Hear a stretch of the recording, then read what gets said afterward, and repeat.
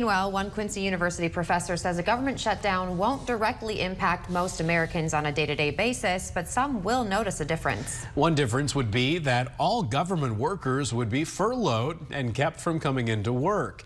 Several government programs that provide support and benefits to Americans would also temporarily lose funding.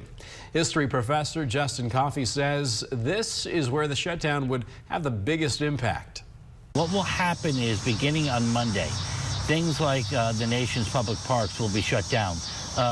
Other federal museums in Washington, D.C. and across the country.